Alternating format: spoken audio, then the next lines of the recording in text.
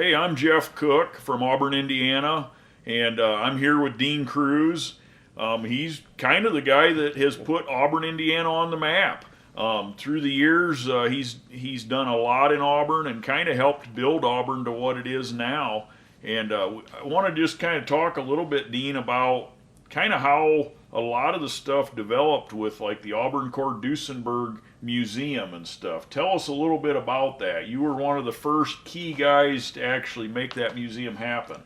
Well, the Auburn Cord Duesenberg Club started in the late 50s, and they decided to have an annual reunion here at Auburn where the Auburns were made, and the cords and some of the Duesenbergs, most all of them were designed here.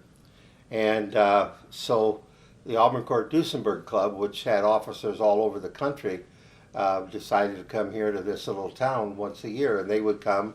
There would be about 75, 80 cars or so, and they'd park over in front of the old Auburn Hotel by Martha's popcorn stand. Okay. Was there for many years, and a lot of them rented the whole Auburn Hotel, which wasn't too much, but a lot of them liked to stay there in that nostalgia where Greta Garbo stayed, and a lot of really famous movie stars. James Cagney was here, a lot of them. In fact, they found a box in the basement of the hotel that had a lot of the registration cards. Man, that was something. And I owned the hotel at that time, and I gave those to somebody, I think to the ACD Museum, but it was interesting to see their signatures on these registration cards, which weren't very big. They were like 3 by 5 or 5 by 7. And but that was a very interesting thing. They'd come every year. And so and then they decided to have a parade because more and more people kept flocking in to see them. And so they started having a parade around the court square, and that just naturally got bigger. And then the Auburn Automobile factory, the old factory building, which the last thing that was in there, they were making garments, insulated winter garments. Dorsey Marshall's company he was over at Butler, Indiana, and he needed to expand. And he made a good, really a good insulated garment. It was the first time that people made those insulated underwears as one piece that would zip up, or they had two pieces with a top and a bottom. He sold millions of them all over the world. I think he even sold a lot of them to the military. And then they had a big fire in there, and that stuff was flammable, and it burned up pretty bad. So he took the insurance money and basically, maybe I think you told me that you read where a man from Ohio by the name of Jacob must have either bought it from the insurance company, or I don't know how he got it, but we ended up, John Martin Smith and Delmar Johnson came to me and said, we want to buy that. We don't have the money, but we want to buy it. So we worked out some kind of a crazy deal where we got kind of an option for a short period of time. And then we had our Auburn auction, and we gave him some money. I think the first time was $45,000, then the next year was $150,000 from the proceeds of the auction, and that allowed them to get the building and start restoring it. And actually, as the ACD members saw that museum being restored, they loved it. And the Auburn community liked it, and we had people would bring in chandeliers from their basement, these beautiful glass chandeliers, and say, you know, my dad had this in the basement, he wanted it, we'll give it to you. Some of them tried to sell it to him, but they didn't have any money. But they got almost every chandelier back. That's an unbelievable story in itself, because those chandeliers today are probably worth, I don't know, $50,000 or $100,000 a piece. Wow. And they brought them all in from all over. Because the building was in really bad shape. Oh yeah, by that the fire, it was you know how firemen come in, they blow everything away, and they had fire damage all over everywhere. But the building is built really well, almost like a safe, and so you could come in and peel off the plaster or the paint that was on, and you were to a solid concrete type block surface or brick, and they could go from there. And then it really took to the restoration really well. It turned out, it's on the National Registry as one of the great museums of the world.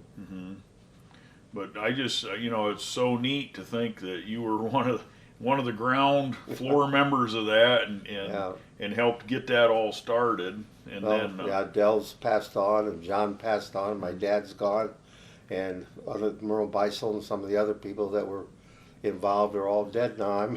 I think about it when I'm in the parade. I'm about the only one living. That makes you feel pretty old. Well, and it just seems like it keeps growing and growing, the whole Auburn festival and everything. And basically, if it wasn't for Dean and his father, when they seen this vision to do the car auction in '71, the first car auction to generate money for the ACD club, the classic car market probably would not even be what it is today. Yes, they just had about 5 auctions at Pebble Beach, and 2 or 3 of them were over $100 million. So you think at Pebble Beach, there's now $300 million sold this last weekend, and there wasn't any antique car auctions, consignment sort of sales, none in the whole United States. And we started them, and then we had calls from all over, cities all over, said, can you do it for us, can you do it for us? So we had them all over the country, had about 35 a year. Yeah, all over everywhere. It's just amazing, and to think, the town of Auburn, I don't think a lot of people realize kind of the history of all this. I mean, it was big in the '30s when they were actually building those cars. Yeah, the teens and 20s and 30s. A lot of movie stars came here. A lot of movie stars, and it was a really hopping town back then. But then, they went out of business in like 35 or something. 36, I think. 36, yeah. And because the economy was bad. Part of it, but they didn't go bankrupt. A lot of people say, well, they went bankrupt. They didn't. They sold out to the airplane manufacturers in New Jersey. I'm trying to think of the name of the company. It's records there. Anyway, they sold out. They wanted the engine for airplanes for World War II. Okay. And so they bought this to get all the ties and that. And they didn't care about the cars. They just stopped making them. Oh, okay. And so they went through the Depression pretty well. They went another 10 years. Okay. But a lot of people just say, well, they went under the Depression. Not true. Their cars were really, really a prestigious car. Mr. Wrigley, that's the Wrigley Chewing Gum Company, he actually come down and bought like 5 at one time. And then he had a wreck with all 5 of them in one wreck, going to Lake Geneva out of Chicago. And his daughters were driving them, and they all piled into each other. It was a big mess. And the headline, 5 Duesenbergs in one wreck. It was unbelievable.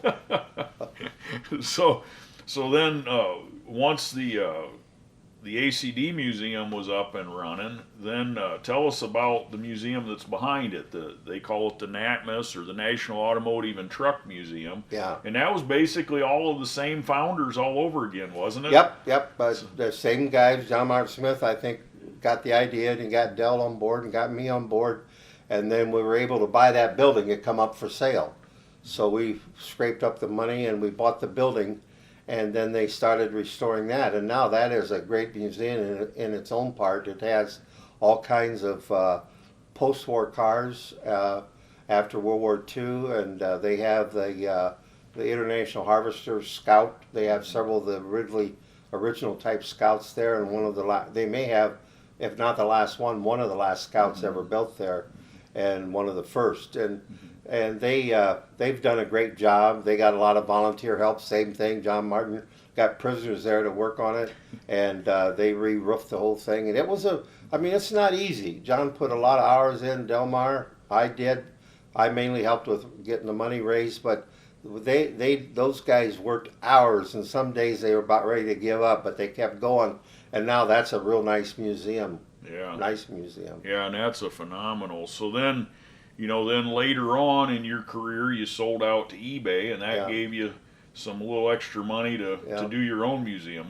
Tell us a little bit about how you formed your museum and some of the stories of how some of that came about. Yeah, some days I wish I had the money back, but I put, counting the museum itself, I had $15,500,000 in it, and then I built the one where Jernigan's are in right now. And I built that as a museum was going to house Andy Granatelli's cars, and he had quite a few of them in there, of his great race cars of Indy, and so I had right at $20 million in those, and then I had a bunch of cars I bought and put in. I bought a museum for $3.5 million in Belgium. Now that was the military stuff, Yeah, right? right next to So the tell Battle us of a the little Balls. bit about that, because Well, that was, I remember when he was doing this, it was like World War III. I mean, there was all these military vehicles rolling in on flatbeds and Yeah, stuff. It was pretty crazy. Unbelievable. I stopped in and seen this museum as I would travel around the world. I had sales all over the world, and I would stop in and visit all kinds of museums. Well, this World War II museum near the Battle of the Bulge really impressed me. He had everything in there was restored, and he had everything you could think of. I mean, from tanks to small T-boats to everything, and big guns. I liked it. I took a lot. In fact, the guy knew me. I was looking at it, and he came up to me, said, "I was looking at the guest book. Your name's Dean Kruse." I said, "Yes." He said, "I've heard about you, and I'm so happy you're here, and I want you to sign some papers for me. You were here and take some pictures," which I did. Treated me really nice. He was very old. He was about like I am now. He was right at 90 years old. Wow. But he lived. I know he was still alive at 97. I don't know how much longer he lived or if he's still alive. But if he would be, he'd be about 115. But he lived in a home that was a former Europe command headquarters for Eisenhower. Huh. Beautiful, beautiful old stone home overlooking a big, deep valley. And it had big rooms in it and high ceilings. And he showed me the war room. He kept it like Eisenhower had it. Big war maps on the walls. It was really, really prestigious. And he married a beautiful young lady who was about 40 years or 50 younger than him. And they had 2 or 3 nice kids. He was a pretty nice guy. But what happened to his museum, he had all this World War II stuff he gathered up after the war, and he restored it all. Some crooked commissioners in the area where he lived closed his exit to the Autobahn.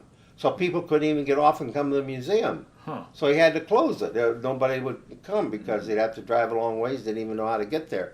And they went down and bought a bunch of land about 20 miles down the road that they owned, and they put a big cloverleaf exit there, and they made millions of dollars, and they all ended up in jail. Okay. It was a bad deal. But in the meantime, he couldn't have anybody come to his museum, and the road was all closed. And he tried to get them to open it back up, but they wouldn't do that. So he called me and he said, "Remember my museum?" I said, "Yeah, I sure do." He said, "Do you want to buy it?" And I said, "Oh, I don't know. How much is it?" He said, "Come over and make me an offer." So I flew over and made him an offer. And there was one thing I didn't get there that I kind of wanted, was a great big twin-engine airplane, but it was going to cost too much to get it home. Okay. So we had to take the wings off and wheels and stuff. But I bought it all, and it was either 3 or 4 shiploads. I got these big ships, and then I tried to figure out where to bring them in here. And okay, we're going to bring them through the St. Lawrence Seaway, and bring them up right up here to Lake Michigan, right up by Michigan City, and truck them down here. Okay. So that's what we started to do, and then the federal government stopped me. They said, "You've got cannons, bombs, and everything else. We can't, it's like an invasion. You can't bring all that military equipment here." I said, "Well, it's so old it probably wouldn't even work." They said, "But it might work, and people might steal it." So I had a big mess. I had to go to the president, the vice president.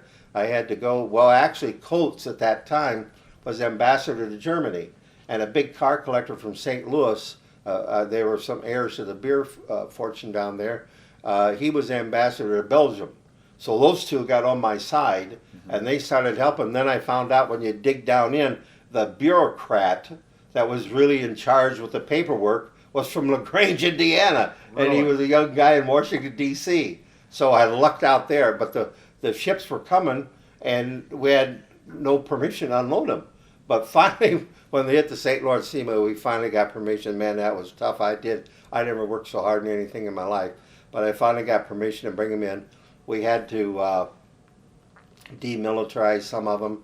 We had to donate a couple. We had to do several things to get them in here, but we finally got them in. And there was 101 semi-loads. And at Burns Harbor, we actually had several TV stations that filmed them being unloaded. and the trucking the 101 semis coming in here. Then we had cranes here unloading them. It was unbelievable. And we go through towns, people would come out and look and take pictures and everything. It was, well, and the building wasn't even finished yet, not was completely, no, but we were working hard on it because it took about 3 months to get it here with all the paperwork and everything. Yeah. So when it got here, we were pretty well done to put them inside. Yeah. Okay. Because I remembered some of them, you know, you were putting them in a Oh, building yeah. that was not closed up. And, Yeah, and I yeah. remember that being a nervous thing. So then you hooked up with Carl Casper and some other people to have stuff in your museum. Carl Casper actually called me. He was a great put on car shows all over the world, and mainly in the United States. And he called me and wanted to know if I'd like some things on display. I said, well, what are you talking about? He said, well, I have a carriage collection. I have a batmobile. He said, I have a lot of really unusual things that were used in movies. And I said, well, yeah, if you want to bring them, what kind of a deal can we make? And he said, well, I'll give you a deal that you can have them for 5 years for nothing. You keep the gate, and I'll put the cars in. I said, fine. So we did that, and then after that, we did another 5, another 5, another 5. I don't know. I think they were in there for like 25 years. Yeah, been a while. So Yeah.